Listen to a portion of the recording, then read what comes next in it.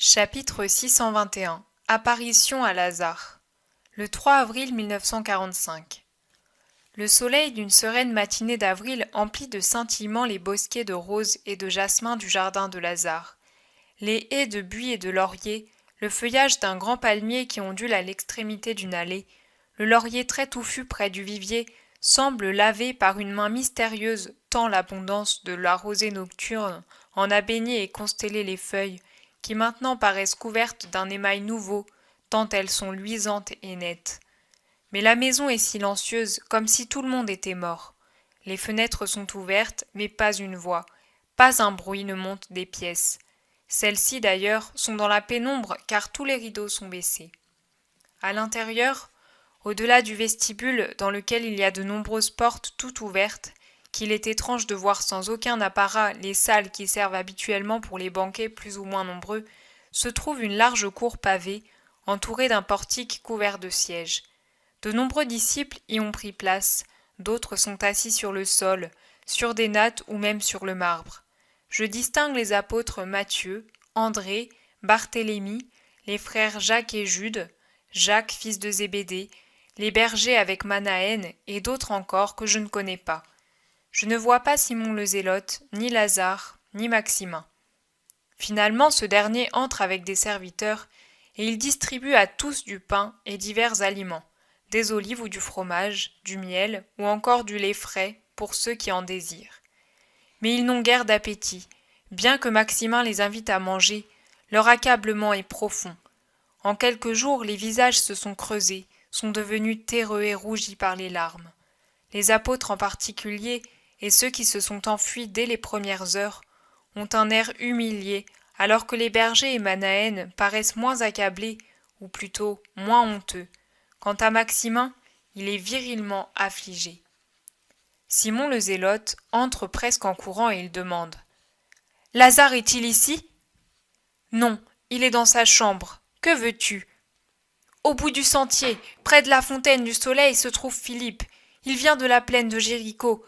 Il est épuisé. Il ne veut pas s'approcher parce que, comme tous, il se sent pécheur. Mais Lazare le persuadera. » Barthélemy se lève. « Je viens moi aussi. » Ils vont appeler Lazare qui sort avec un visage déchiré de la pièce à demi obscure où il a sûrement pleuré et prié. Ils sortent tous et traversent d'abord le jardin, puis la partie du village du côté qui mène vers les pentes du mont des Oliviers. Une fois qu'ils en ont atteint l'extrémité, à la fin du plateau sur lequel il est édifié, ils continuent par le chemin de montagne qui s'élève et descend par des marches naturelles à travers les monts. Ceux-ci s'inclinent en pente douce vers la plaine à l'est et s'élèvent vers la ville de Jérusalem à l'ouest. Il y a là une fontaine avec un large bassin, où hommes et troupeaux se désaltèrent certainement. L'endroit à cette heure est solitaire et frais. Des arbres touffus ombragent le bassin, rempli d'une eau pure qui descend d'une source de montagne, ne cesse de se renouveler et déborde en gardant le sol humide. Philippe est assis sur le bord le plus élevé de la fontaine, tête basse, ébouriffé, poussiéreux, avec des sandales trouées qui pendent de son pied écorché. Lazare l'appelle avec pitié. « Philippe, viens près de moi. Aimons-nous par amour pour Jésus. Soyons unis en son nom. C'est encore l'aimer que de faire cela. » « Ô Lazare, Lazare, je me suis enfui, et hier, après avoir passé Jéricho, j'ai appris qu'il était mort. Je ne puis me pardonner de l'avoir abandonné. Tous nous avons fui, sauf Jean qui lui est resté fidèle, et Simon qui nous a rassemblés sur son ordre après notre lâche fuite. Et puis, aucun de nous n'a été fidèle, dit Barthélemy. Et tu peux te le pardonner ? Non, mais je pense réparer comme je le peux, en ne tombant pas dans un abattement stérile. Nous devons nous unir entre nous, et nous unir à Jean, connaître les dernières heures de Jésus. Jean l'a toujours suivi, répond Barthélemy. Et ne pas laisser mourir sa doctrine. Il faut l'annoncer au monde, la garder vivante, elle au moins, puisque nous n'avons pas su pourvoir à temps pour sauver Jésus de ses ennemis, intervient Simon. Vous n'auriez pas pu le sauver, rien ne le pouvait, c'est lui qui me l'a dit. Je le répète, déclare Lazare avec assurance. Tu le savais, Lazare ? Demande Philippe. Oui, cela a été pour moi une torture d'être au courant de sa mort, dès le soir du sabbat, et de savoir dans les détails comment nous allions réagir. Barthélemy l'interrompt vivement. Non, pas toi. Tu as seulement obéi et souffert. Nous avons agi lâchement. Simon et toi, vous avez été sacrifiés à l'obéissance. Oui, à l'obéissance. Ah, comme il est dur de résister à l'amour pour obéir à l'aimer. Viens, Philippe, presque tous les disciples sont chez moi. Viens toi aussi. J'ai honte de paraître devant le monde, devant mes compagnons. Nous sommes tous pareils, gémit Barthélemy. Oui, mais moi, j'ai un cœur qui ne se pardonne pas. C'est de l'orgueil, Philippe. Viens. Il m'a dit, le soir du sabbat, ils auront du mal à se pardonner. Dis-leur que moi, je leur pardonne, car je sais qu'ils n'ont pas agi librement, mais que Satan les a dévoyés. Viens. Philippe redouble de larmes, mais il cède. Courbé comme s'il était devenu vieux en quelques jours, il marche à côté de Lazare jusqu'à la cour où tous l'attendent. Le regard qu'il échange avec ses compagnons est l'aveu le plus clair de leur accablement total. Lazare le remarque et s'adresse à eux. Une nouvelle brebis du troupeau du Christ, effrayée par la venue des loups et en fuite après la capture du berger, a été recueillie par son ami. Puisqu'elle était égarée et a connu l'amertume d'être seule, sans avoir le réconfort de pleurer, la même erreur parmi des frères, je répète le testament d'amour de Jésus.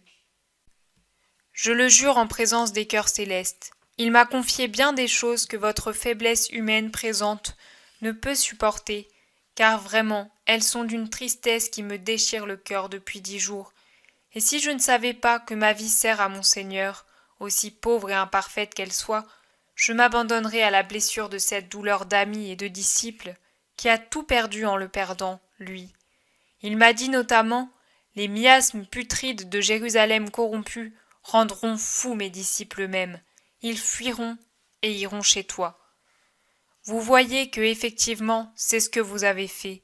Tous, pourrais-je dire, car hormis Simon-Pierre et Judas, vous êtes tous venus chez moi pour vous tourner vers mon cœur d'ami. Il m'a encore enjoint ceci. Tu les rassembleras, tu rendras courage à mes brebis dispersées, tu leur diras que je leur pardonne. Je te confie mon pardon pour eux. Ils ne s'accorderont aucune paix à cause de leur fuite. Recommande-leur de ne pas tomber dans un plus grand péché, celui de désespérer de mon pardon. Voilà ce qu'il a dit. Et moi, c'est en son nom que je vous ai transmis son pardon. Et j'ai rougi de vous donner en son nom cette action si sainte, si sienne qu'est le pardon, c'est-à-dire l'amour parfait, car aime parfaitement celui qui pardonne aux coupables. Ce ministère a réconforté ma dure obéissance, car j'aurais voulu être présent, comme Marie et Marthe, mes douces sœurs. Et si Jésus a été crucifié sur le Golgotha par les hommes, moi ici, je vous le jure, je suis crucifié par l'obéissance. C'est un martyre bien déchirant. Mais il sert à réconforter son esprit, si cela sert à sauver ses disciples jusqu'au moment où il les réunira pour les perfectionner dans leur foi. Alors j'immole une fois encore mon désir d'aller au moins vénérer sa dépouille, avant que le 3e jour ne s'achève. Je sais que vous doutez, vous ne le devez pas. Moi, je ne connais pas ces paroles du banquet pascal autrement que parce que vous m'en avez relaté. Mais plus j'y pense, plus j'élève un par un ces diamants de ces vérités, et plus je sens qu'elles se rapportent au futur immédiat. Il ne peut avoir dit « Je vais au Père puis je reviendrai » s'il ne devait pas vraiment revenir. Il ne peut avoir dit « Quand vous me reverrez, vous serez remplis de joie » s'il avait disparu pour toujours. Il a toujours annoncé « Je ressusciterai ». Vous m'avez rapporté ces mots. Sur les semences jetées en vous va tomber une rosée qui les fera toutes germer, puis viendra le Paraclet qui les fera devenir des arbres puissants. N'a-t-il pas parlé ainsi ? Ah, veillez à ce que cela n'arrive pas uniquement pour le dernier de ses disciples, pour le pauvre Lazare qui a bien rarement pu profiter de sa présence. Préparez-vous, pour que à son retour il trouve germer ses semences sous la rosée de son sang. Je sens en moi un éclatement de lumière, un jaillissement de force depuis cette heure terrible où il est monté sur la croix. Tout s'illumine, tout naît, tout pousse. Il n'est pas à mes yeux de mots qui se bornent à son seul sens humain. Mais tout ce que j'ai entendu par lui ou de lui prend vie, et réellement ma lande aride se change en un fertile parterre où chaque fleur porte le nom de Jésus, et où tout suc tire la vie de son cœur béni. Mais moi je crois, ô Christ, mais pour que ceux-ci croient en toi, en toutes tes promesses, en ton pardon, en tout ce qui est toi, je t'offre ma vie. Consume-la, mais fais que ta doctrine ne meure pas. Brise le pauvre Lazare, mais rassemble les membres dispersés du noyau apostolique. Tout ce que tu veux, mais en échange que soit vivante et éternelle ta parole, et qu'à elle, maintenant et toujours, viennent ceux qui ne peuvent obtenir que de toi la vie éternelle. Lazare est réellement inspiré. Ses transports d'amour s'élèvent si haut qu'il entraîne ses compagnons. On l'appelle à droite, on l'appelle à gauche, comme si c'était un confesseur, un médecin, un père. La cour de la riche maison de Lazare, je ne sais pourquoi, me fait penser à la demeure des patriciens chrétiens en temps de persécution et de foi héroïque. Il s'est penché sur Jude, qui ne parvient pas à trouver une raison suffisante pour calmer son angoisse d'avoir abandonné son maître et cousin, quand quelque chose le fait se redresser brusquement. Il se retourne en regardant autour de lui, puis il dit nettement « Je viens, Seigneur ». Ce sont des mots de prompte adhésion de toujours, et il sort en courant, comme s'il suivait quelqu'un qui l'appelle et le précède. Tous se regardent avec étonnement et s'interrogent. Qu'aura-t-il vu? Mais il n'y a rien. As-tu entendu une voix, toi?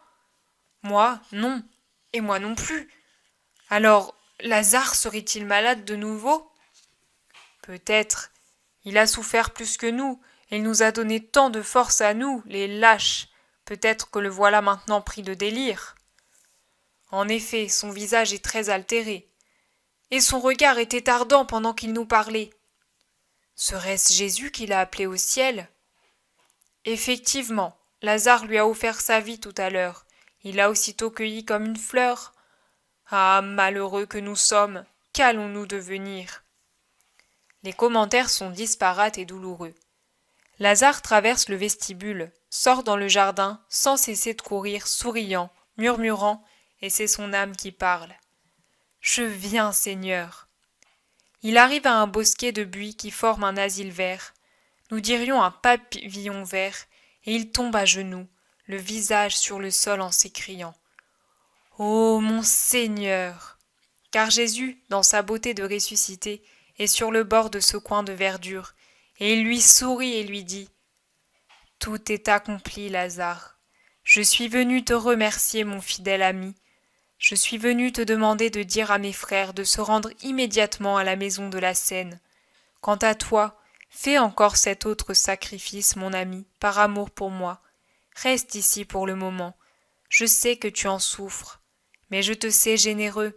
Marie, ta sœur, est déjà consolée, car je l'ai vue et elle m'a vu. Tu ne souffres plus, Seigneur, et cela me dédommage de tous les sacrifices.